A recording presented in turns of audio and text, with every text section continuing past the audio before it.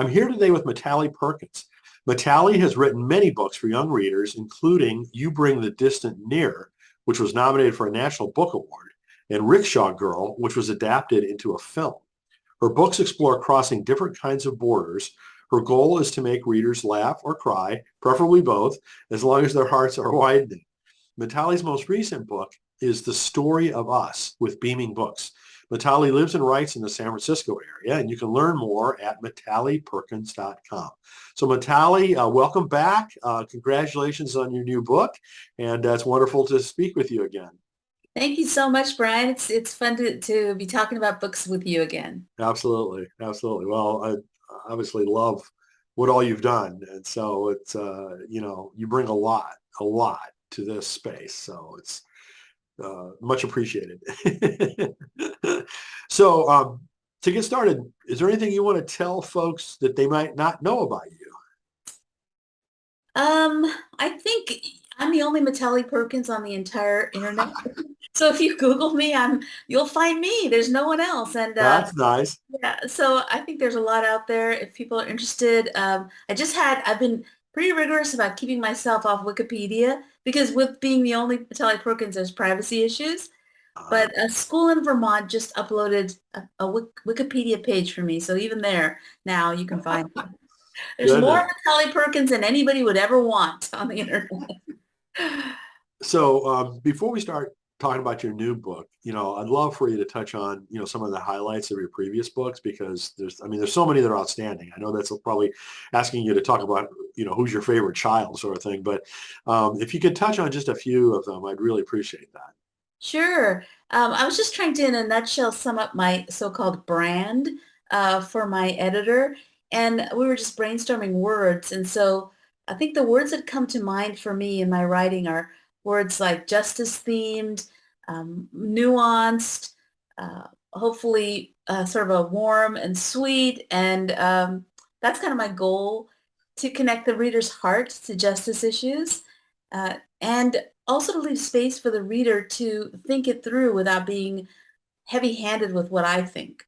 Mm, So a lot of my books will raise questions and will present maybe different points of view. For example, I have Between Us and Abuela, which is a Christmas picture book set yes. at the border between San Diego and Tijuana. It's about a family that's separated by this increasingly high fence Mm, that goes all along our California border. And so it's a little girl named Maria, and she wants to be with her grandmother who lives on the other side. She wants to give her a present. The fence only lets you pinky touch, so she has to figure out a way to get the scarf that she knitted to her grandmother. And the book explores the idea that if, as we gather together around children especially, there's something about what children create and what children say that can change the hearts of adults and can really bring more justice into a situation. So in that book, there's a border patrol officer that says, nope, you can't go across that fence. Nope.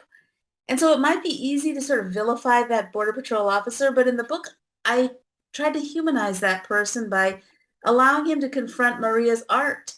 And it unfolds from there how her art actually allows them both to step away from rigidity, mm, at least the border patrol officer, and lean into love, and for me, Maria to use her creativity and to invite him away from rigidity into love, which I think the children do for us. mm. So that's sort of where I would say is one example, but most of my books will do that. You won't. I'm writing a book on affordable housing in California. It's a middle grade Boy, novel, but that's a tough subject. yeah, it is. And I studied public policy at Cal Berkeley at graduate school. So I'm a person who likes to really understand opposing viewpoints. Even though I kind of know what I think, I really like to be able to argue the case of both points of view before I will settle into what I believe. And so a lot of my books will have characters who are likable, who are on the other side of an issue, or will flesh out more of the justice themed issue. So that's kind of where I land with my literature. Very cool. Well, no wonder it's in such demand. I mean, you're doing incredibly Thanks, Brian. I don't know. I think people are like, oh, a children's book. Let's write about bunnies hopping in a bed. Let's not talk about a border fence and the fact that families are separated. And let's not talk about that. But There's oh plenty well, of books about bunnies, right? So we don't need not to denigrate bunnies. Maybe my bunnies would be carrying a picket sign or something. Yeah. Well, no, good for you for breaking new ground, though, and talking about important subjects and talking about important subjects that children need to learn about too, right? I mean, I think what's complicated though with my all that I create is that it's very hard for a certain side. I think it's hard for a person who's rigid, whether they're on the right or the left, to champion my work mm, because mhm, it's gonna make you feel uncomfortable if you're rigid. That's my goal always is to push back against rigidity, whether it's on any side of the coin. I wrote a book called Steeped in Stories about children's literature for adults, and I looked at the seven virtues, traditional virtues as presented by Thomas Aquinas, and the virtue of love, to my great surprise, I found the best opposite to love for a vice is rigidity. And wow. so, and I think children sense that. We would do a bad disservice to our children if we didn't train them to to lean away from rigidity toward love, no matter where they're originating. Mhm, So, mhm. mhm. Yeah.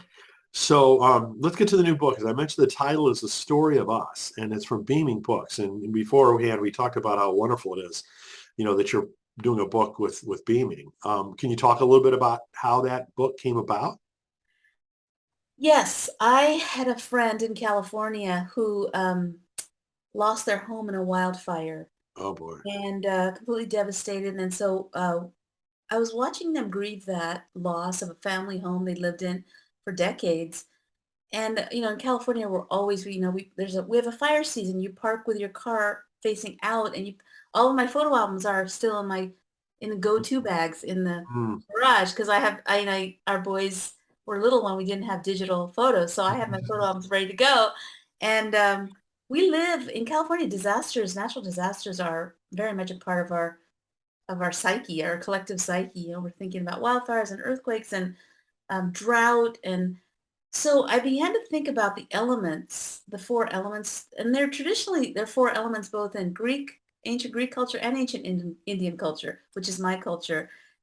So I was thinking about that and how they really can be so wonderful for us, right? We can't live without air, water, fire, and earth, but we also can be destroyed by them. and and we can destroy them. And so I began to think about the broken relationship between the elements and us and how they were designed really to serve us and we were designed to serve them. So this disharmony in the relationship, I wrote a poem, Brian, about it, a poem about the elements and the hope that we still have a restoration of that relationship. And I just put it on Facebook. And I think, was it my agent? Yeah, my agent said, there could be a picture book that comes out of this. Wow. Or somebody, I can't remember if it was the editor or the agent. Anyway, at the end of the day, she sent it out, my agent sent it out, got some rejections. But then Naomi Kruger of Beaming Books said, I think this is going to work for us because it's about that care that we are responsible to offer to the created order. We're supposed to care for it. We can't just say, oh, it's going to hell in a handbasket and let's just wait for all of this human history to end. We have a call to care for it. So she really loved that. And we worked with, it basically just, it was a poem. I added one stanza. We found these amazing illustrators, Brian. And, I like to leave room for nuance and mystery. So collaborating with an illustrator is amazing because what they bring forth into the story in this book, I sometimes, when you look at maybe faith-based books for children, there's not this idea of beauty in the art. It's starting. There are lots of now new books. Yeah. The How to Shells created this beautiful vision of what it was like when Creator Hmm. created the harmony between us and the elements, and then how that just disintegrated, and then they drew this amazing art. So there's three acts: Creator, Redeemer, and Restorer in the story. And Redeemer then came, and in my poem, I was so struck by how when Jesus was on the earth, he used the elements. He put his hands in the dirt and he made a paste for a blind person's eyes. And he used water to wash his disciples' feet. And then, he breathed his last bit of air on the cross. And then the scriptures tell us that he made fish on fire for breakfast. So all the elements in a small scale with his beautiful hands and his body that he used. And so Redeemer then reconnected us to the elements. And then Restorer, the Spirit, comes and also will come again at some point to end this tragic story of human history and restore it all. But in the interim, here we are to care, to love, to restore as much harmony as we can while we wait for everything beautiful to be restored one day. So that's it's basically theology, deep theology for tykes. I've been calling it theology for tykes. Really? I mean, so you've got these three divine characters, so to speak, creator, redeemer, and restorer. How did you come up with that model for this? Well, the poem that I wrote was 3 acts. It was just realizing that us being in the imago Dei, the image of God, we do those things. We create. We're called to help people know that God loves them because he and show them the love of Jesus, right? That's hopefully what we do as the church. And then and yet all of us as human beings are striving to restore to the brokenness and create. So chaos, beauty, chaos, and then Jesus in a very small scale comes in, shows us beauty out of chaos. And then again, we try to bring beauty out of chaos until one day it's going to be all beauty. So I didn't grow up in the church, Brian, you know that. And I didn't really understand this kind of sweeping story, the biblical story of the story of us. The book is called The Story of Us, the story of humanity. So I wanted to introduce it to children and leave lots of room for questions because why are there wildfires?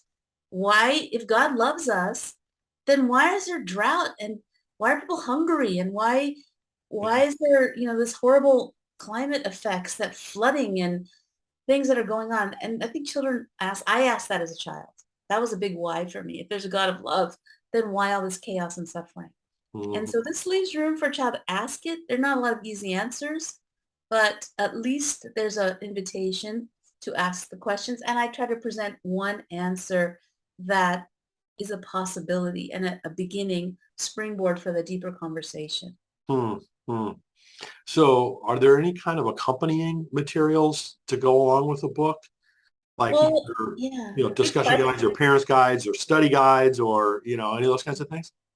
Well, on my website, MitaliPerkins.com, there's a page for the book, and I've set up some discussion questions. I'm on tour right now for the book. It just came out on the 20th, and I did my book launch party last week, and then I'm going to Iowa and Colorado and Nashville, doing some appearances with children and adults, a mix of people, a mix of creeds and faith. And my favorite audience is just to have a bunch of different kinds of people. I don't like sort of preaching to the choir. So the book launch party, I developed some questions, some ways to approach the book. And I offer that on my website for parents and grandparents and aunties and uncles who want to introduce this book and just leave room for those big questions in a child's heart. I think we do a disservice to children if we just give them these pat answers that here's what it is, let's move on. Well, look how much deconstruction that has led to. Yeah. Right? With all this stuff, that was told to us as children or whatever, that, it's really not really exactly that way. Right. And I didn't grow up in the church, so I didn't have to deconstruct, but I didn't speak any church. I didn't speak the language. So for me, it's very fresh and I don't have to deconstruct. So, and yet because it's fresh, when I approach it with my faith-based books, I'm trying to bring in fresh language. And for somebody who's an outsider, hopefully, to be able to enter in and say, what is going on here? Like me, because I'd never heard about Jesus until I was 19 years old. And then I never understood. I didn't read the Bible till I was maybe 21 in college. So I have nothing to deconstruct. I still feel like an outsider. I have to construct. I don't have to deconstruct. Well, there's a lot of folks that aren't in that situation. Let me put it that way. I know. I understand that. A lot of my young friends, and that's why I think I have a lot of young friends who are in that situation, younger generation, or deconstructing. But I think they don't feel as threatened by me Oh because no. I didn't know anything. Oh, you're a breath of fresh air for a lot of Well, people. I I mean, just just a am reminder. What a I'm such concept. an outsider that I guess my hands aren't stained with the damage that was done to this younger generation. I'm sort of like, I wasn't around. I didn't know anything either. So it gives me a little avenue to for them to relate to my stories and be able to present my deep love for Jesus, which is really amazing, in that it's been sustained as such an outsider because I think they can hear it from me in a way they might not be able to hear it from someone Mm, who's raised in the that's church. a So really good point. yeah. Yeah, absolutely. So the last few pages take place when the restorer, quote unquote, ends the mess, so to speak. What does that symbolize? Well, there's the how to shells. I left it open for them to do to interpret that, and so there's four panels in that last part of the story, and I don't know you. I won't. I should have had the book and shown you the pictures, but the first two panels are about the spirits arriving, with flames, and it's just very vivid of the spirit giving birth to the church, and then there are people who are getting baptized in the water, and then there's people who are tilling the earth and working. So it's definitely in the span of human history, the story of human history. It's the now and the not yet. That's that third part. So there's the now where we work with all our might to restore, whether it be broken relationships between human beings and God, between human beings and each other, between ourselves and our true selves, between the earth and humanity. We do our best to try to make those, to bring beauty out of chaos in all of those areas. And that's why we're here. Otherwise, we might as well just go right now. That's the work of our lives in it, whatever arena we're in. So that's the now, but the not yet is there's going to be one day when, I don't know if you know the poet Gerard Manley Hopkins. Oh, sure. Yeah, but he writes that beautiful poem about the Holy Spirit, the Holy Ghost brooding over the earth. Ah, the warm wings. And then that's what is the name of that poem? Oh my gosh, Gerard Manley Hopkins. What is it? Anyway, it's about in one part of it he says generations have trod, and there's this idea of being the taint of the world that every generation is sort of wearily trotting on. Hmm. And you feel that. You feel that there's nothing new under the sun. There's people, there's wars and there's hunger and there's people stuff. So you feel that sort of weary trot of humanity through all the generations. But one day that there's going to be an end to that. There'll be an end. As Gerard Manley Hopkins puts it, the Holy Ghost is brooding over us, waiting for that time when all will be beautiful and all will be good and true. So there's that not yet part, that when that full restoration comes. Hmm. And so they depict, the water and the fire are in the first part, and then there's the earth fully restored. And that last panel of the book is just so beautiful. There's a little boy reading in a tree. There's a grandpa talking to a grandchild. There's just all this beauty and community in that last panel. And that's kind of what we hope the end will be. If we don't have that hope, then what do we have, right? We just have this endless the plod, Yeah, right? yeah. Wow. Well, like you said, I mean, you're broaching some really good subjects that don't often get discussed within Christian literature or children's Christian literature. So that's really good news. Yeah, because I said theology for tykes. That's the story of us from Beaming Books. My tagline. So if, there was one thing you would point to that you would want either children's or adults to take away from the book, is there one thing that you would suggest?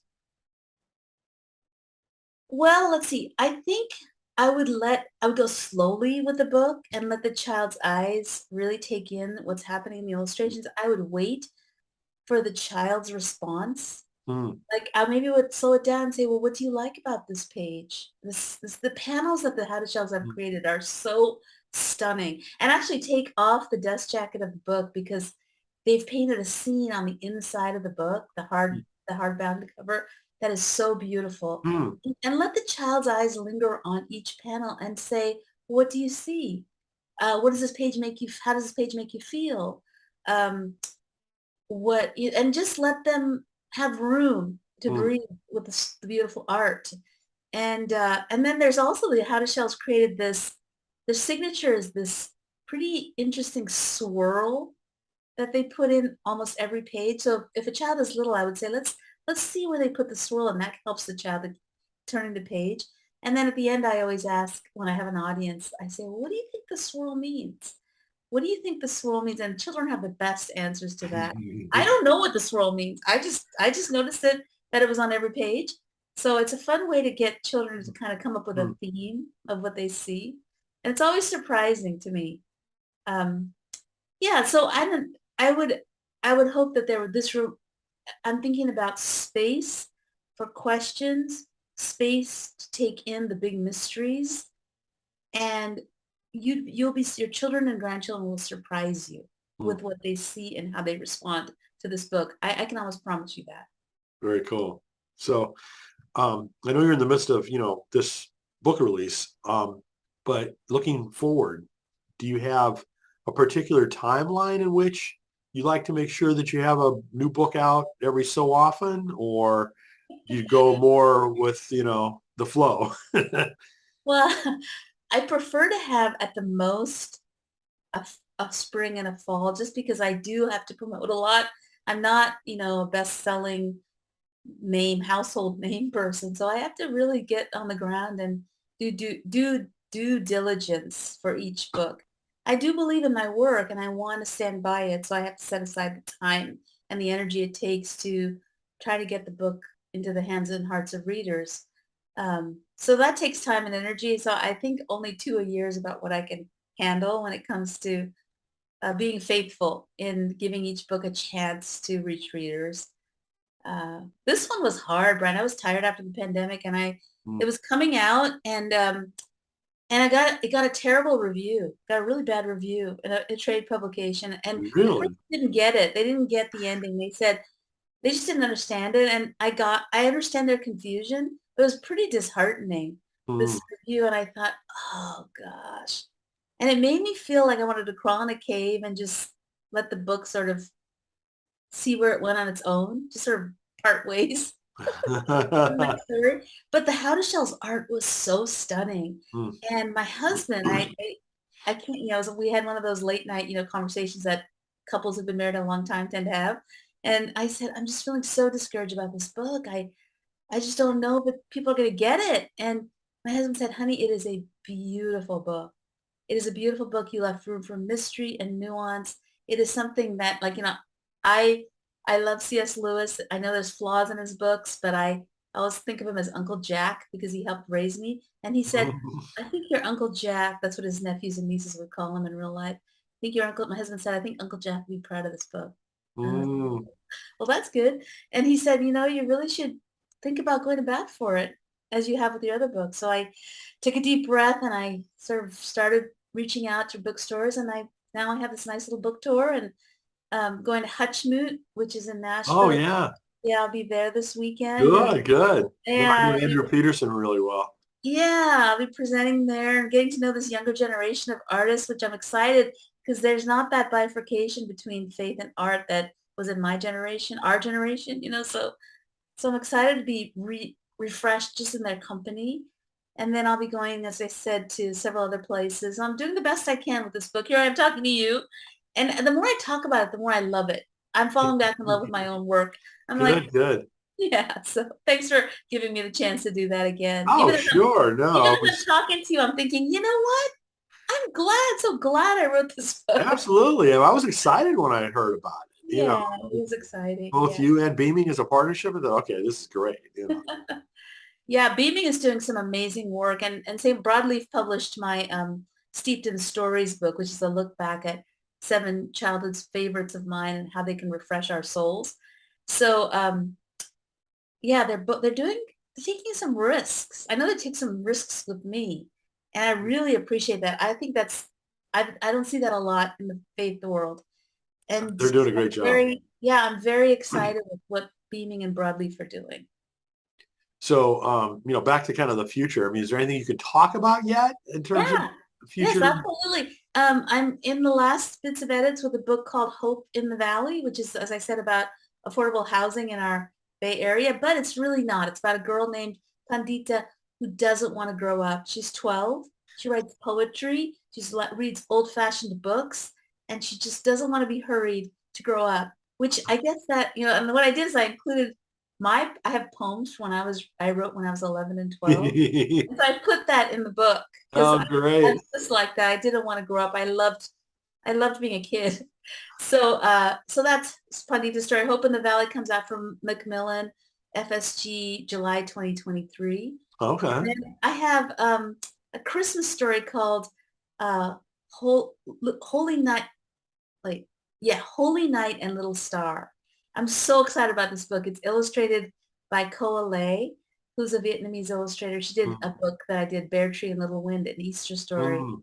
And it's just, I think she drew Little Star. These illustrators, Brian, I have no artistic talent. So I just go, Me neither. my jaw just, when I see their work on my jaw just drops. I'm like, how did I think of that?